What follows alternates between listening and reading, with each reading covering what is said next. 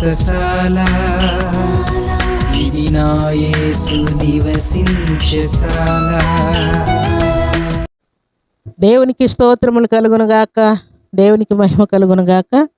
సర్వశక్తివంతుడైనటువంటి దేవాతి దేవుడు మనలందరినీ ప్రేమించి ఆయన ఇచ్చినటువంటి శుభదినాన్ని బట్టి దేవదేవుని స్తుతిస్తూ ఉన్నాను.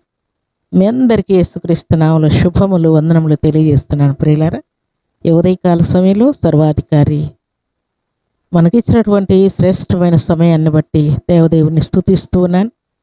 బెతెస్దా ఉదయకాల ప్రార్థన ఊటలు అనే కార్యక్రమం ద్వారా మిమ్మల్ని అందరినీ దేవుడు దీవించబోతూ ఉన్నాడు. ప్రియులారా, ఈ ఉదయకాల సమయంలో దేవుడు మనకిచ్చినటువంటి శ్రేష్టమైన వాక్కును చదువుకుందాం.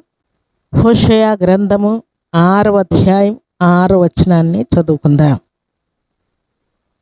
నేను బలిని కోరెను గాని కనికరమునే కోరుచున్నాను, దహన బలుల కంటే దేవుని గూర్చిన జ్ఞానము నాకు ఇష్టమైనది. దేవుడి శ్రేష్టమైన మాటలు దీవించి ఆశీర్వదించునుగాక. సర్వశక్తివంతుడైనటువంటి దేవాతి దేవుడు సెలవిచ్చిన మాట ప్రకారం బలిని కోరను, కనికరమురే నేను కోరుతూ ఉన్నాను అంటూ ఉన్నాడు. అలాగే దహన బలుల కంటే దేవుని గుర్చినటువంటి జ్ఞానమే ఈ భక్తునికి ఇష్టమైనది, అలాగే దేవునికి కూడా ఇష్టమై ఉన్నది. ప్రియులారా, దేవునికి స్తోత్రములు కలుగునుగాక, దేవునికి మహిమ కలుగునుగాక. ఈ ఉదయకాల సమయంలో దేవుడు మనకిచ్చినటువంటి శ్రేష్టమైన మాట ఏంటంటే, మనం ఇచ్చేటువంటి అర్పణలు వెండి, బంగారము, ధనము, ధాన్యము కంటే కూడా దేవుని గుర్చినటువంటి జ్ఞానము మనం స్వీకరించాలని దేవుడు ఆజ్ఞాపిస్తున్నాడు. సరే, ఏమున్నది ఆ జ్ఞానంలో అని అంటే, మనం చదువుకున్న మాట ప్రకారం సామెతల గ్రంథం 15వ అధ్యాయం 33వ వచనంలో యెహోవా యందు భయభక్తులు కలిగి ఉండుట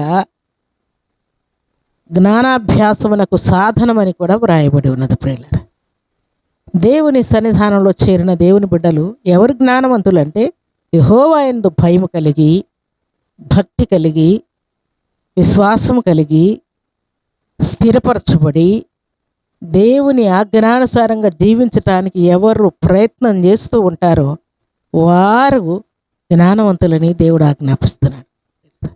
ఈ జ్ఞానము మనం కలిగి ఉంటే అదే దేవునికి ఇష్టమైనదని దేవుడు మాట్లాడుతున్నాడు. మనం ఇచ్చే బలుల కంటే, అర్పణల కంటే కూడా దైవ జ్ఞానం మన హృదయంలో ఉండటం వలన దేవుడు ఎంతో సంతోషపడుతున్నానని దేవుడు మాట్లాడుతూ ఉన్నాడు. దేవునికి స్తోత్రములు కలుగునుగాక. అలాగే హెబ్రీయులకు రాసిన పత్రిక 13వ అధ్యాయము 6వ వచనం మనం చదువుకుంటే, హెబ్రీయులకు రాసిన పత్రిక 13వ అధ్యాయం 16వ వచనం, ఉపకారమును ధర్మమును చేయ మరచిపోకుడి, అట్టి యాగములు దేవునికి ఇష్టమైనవి. ఉపకారం ఏంటి? మనకు ఉపకారం చేస్తే మనం ఉపకారం చేసేది ఎక్కువైపోయింది. ప్రియులారా, ఈ కాలంలో ఉపకారం చేసిన వారికి అపకారం చేసేటువంటి కాలంలో మనం ఉంటూ ఉన్నాం. అయితే దేవుని బిడ్డలు ఏం చేయాలని దేవుడు ఆజ్ఞాపిస్తూ ఉన్నాడంటే, ఉపకారమును ధర్మమును చేయ మరచిపోకుడి, అట్టి యాగములు దేవునికి ఇష్టమైనవని దేవుడు ఆజ్ఞాపిస్తున్నాడు. దేవుని సన్నిధానంలో చేరినటువంటి దేవుని బిడ్డలమైన మనం ఉపకారం చేయవారముగా ఉండాలి, ధర్మం చేయవారంగా ఉండాలని దేవుడు ఆజ్ఞాపిస్తున్నాడు. అవి ఎలాంటివి అంటున్నా అంటే, అవి యాగముతో కూడినటువంటి కార్యాలంట, అవి తపనతో కూడినటువంటి కార్యాలు, అవి ఆరాటముతో కూడినటువంటి కార్యాలు, అవి విశ్వాసపూరితమైనటువంటి క్రియలు, మనకు తెలియకుండానే బలవంతము చేయబడేటువంటి క్రియలు. బలవంతము చేయబడి ఉపకారం చేస్తాం, బలవంతం చేయబడి ధర్మం చేస్తూ ఉంటాం. ప్రియులారా, ఇట్టి యాగములు దేవునికి ఇష్టమైనవి. ఉదాహరణకు భక్తుడైనటువంటి బోయజు రూతు నయములకు సహాయం చేసినప్పుడు ఆమె చక్కని మాట నయం అంటది. ప్రియులారా, ఏమనంటే, చచ్చిన వారికి బ్రతికి ఉండు వారికి ఉపకారము చేయను యెహోవా దీవించునుగాక, ఆయన ఆశీర్వదింపబడునుగాక, ఆయన కుటుంబం ఆశీర్వదింపబడునుగాక అంటా ఉన్నది. ఇట్టి యాగములు, ఇట్టి క్రియలు, ఇట్టి సత్క్రియలు దేవునికి ఇష్టమైనవంట. ప్రియులారా, ప్రభు సన్నిధిలో చేరిన ప్రభు బిడ్డలమైన మనం ఇంట్లో ఉన్న ఇట్టి ఉపకార బుద్ధి, సంఘంలో ఉన్న ఇట్టి ధర్మకార్యములు, సమాజంలో ఉన్న సత్క్రియలతో కూడినటువంటి ధర్మకార్యములు, ఉపకారముతో కూడినటువంటి ధర్మకార్యములు మనం చేయవారంగా ఉండాలని దేవుడు ఆజ్ఞాపిస్తున్నాడు. దేవుని సన్నిధిలో చేరిన మనం అందరం కూడా ఇంట్లో ఉన్నా, బయటకు వెళ్ళినా, పొలం వెళ్ళినా, లేక కాలేజ్ వెళ్ళినా, ఏదైనా షాప్కి వెళ్ళినా, బిజినెస్ చేస్తున్నా, ఎక్కడైనా సరే ఉపకారం మంచి మాటలు పలుకుతూ ఉండాలి, మంచి క్రియలు చేస్తూ ఉండాలి, ధర్మం చేస్తూ ఉండాలి. మన దగ్గర ఏదో అమౌంట్ ఉంటేనే ధర్మం చేయడం కాదు ప్రియులారా, నోటి మాట చేత మనం ఉపకారం చేయొచ్చు. ఒక వ్యక్తిని మనం పలకరిస్తే వారు ఆదరణ పొందుతారు ప్రియులారా. బాగున్నారా, ఆరోగ్యం బాగుందా అని ప్రేమతో ఒక్క మాట మనం పలకరిస్తే వారు ఎంతో మురిసిపోతారు ప్రియులారా. దీనికి అమౌంట్ ఏం ఖర్చు కాదు కదా. అలాగే చేతి సహాయంతో ఇక్కడున్న వస్తువు ఇంకో ప్లేస్లో పెట్టుట, అది ఒక ఉపకారం. ఒక వ్యక్తి వృద్ధుడై ఉంటాడు, అనారోగ్యంగా ఉంటాడు, లేక ఏమి చేతగాని వాడుగా ఉంటాడు, నడవలేని స్థితిలో ఉంటాడు, లేక ఆయన బరువును కూడా ఆయన మొయ్యలేని పరిస్థితుల్లో ఉంటాడు, ఆయన బ్యాగ్ ఆయన దగ్గరే ఉంటుంది.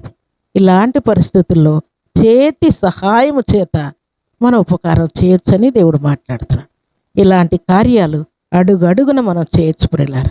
ఇంట్లో ఉన్న చేయొచ్చు, బయటకు వెళ్ళినా చేయొచ్చు, సంఘంలో ఉన్న చేయొచ్చు, సమాజంలో ఉన్న చేయవచ్చు. ఇట్టి యాగములు దేవునికి ఇష్టమైనవని దేవుడు ఆజ్ఞాపిస్తున్నాడు.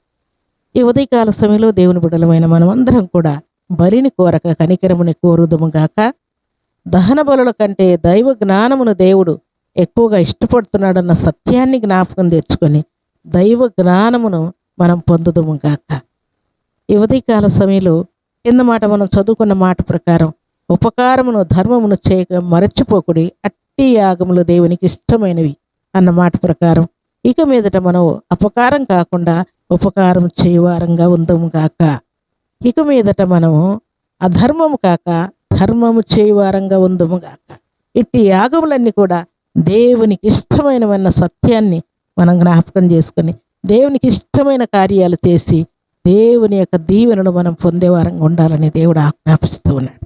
అందుకే పరిశుద్ధ గ్రంథంలో దేవునికి అర్పణించినటువంటి వారందరూ కూడా యాగం చేసినట్టు అని వ్రాయబడి ఉన్నది ప్రియులారా. దేవునికి దశంభాగం ఇచ్చినా, మొక్కుబడి ఇచ్చినా, ఏ అర్పణ ఇచ్చినా యాగం చేసినట్లని దేవుడు జ్ఞాపకం చేస్తూ ఉన్నాడు. దేవుని సన్నిధానంలో చేరినటువంటి దేవుని బిడ్డలు యాగం చేసిన వారి వలె దేవుని కోసం బ్రతుకుతూ ఉన్నారు ప్రియులారా. యాగం చేసినట్టుగా తమను తాము దేవునికి అర్పించుకుంటూ ఉన్నారు. వారి ఫ్యామిలీస్ని అర్పిస్తూ ఉన్నారు, వారి బిడ్డలను అర్పిస్తూ ఉన్నారు ప్రియులారా. వారికి ఉన్న ఇల్లు, పొలాలు, స్థలాలు అన్నిటిని కూడా దేవునికి అప్పగించి వారు దేవునిలో సాగిపోతూ ఉన్నారు. యాగం చేసిన వారి వలె వారు సాగిపోతూ ఉన్నారు. దేవునికి స్తోత్రములు కలుగునుగాక. ఈ యాగము చేయి వారందరూ కూడా సమర్పణ కలిగి సమస్తాన్ని విడిచిపెట్టి దేవుని కోసం, దేవుని మాట కోసం, దైవ చిత్తాన్ని నెరవేర్చడం కోసం ముందుకు సాగిపోతూ ఉంటారు. ఈ ఉదయకాల సమయంలో అట్టి యాగముల చేత మనం నింపబడదాం గాక. ఎంతమందిని నిర్లక్ష్యం చేస్తున్నారు వారందరూ కూడా అట్టి ఉపకార బుద్ధిని, ధర్మం చేయ బుద్ధిని కలిగి ఉందరుగాక. దేవుణ్ణి సంతోషపెట్టేవారుగా ఉందరుగాక. దేవుని సన్నిధానంలో చేరినటువంటి దేవుని బిడ్డలమైన మనం అందరం కూడా ఇట్టి యాగములతో నింపబడదాము గాక. భక్తులైనటువంటి పౌలుకు అనేక సంఘాల వారు అర్పణలు, వివిధ రకములైనటువంటి వస్తువులు, వివిధ రకములైనటువంటి కార్యాలు చేసినప్పుడు అప్పుడు కూడా భక్తుడు అంటూ ఉన్నాడు, ఇది యాగముతో కూడినటువంటి కార్యమని వర్ణిస్తూ ఉన్నాడు. దేవుని సన్నిధానంలో చేరిన దేవుని బిడ్డలమైన మనం అందరం కూడా దేవుడిచ్చిన మాట ప్రకారం ఈ ఉదయకాల సమయంలో కూడా ఉపకార బుద్ధి కలిగి దేవుని కొరకు సాక్షులుగా జీవించుదురుగాక. ఇక మీదట శ్రేష్టమైన సుగుణముల చేత మీరు నింపబడుదురుగాక.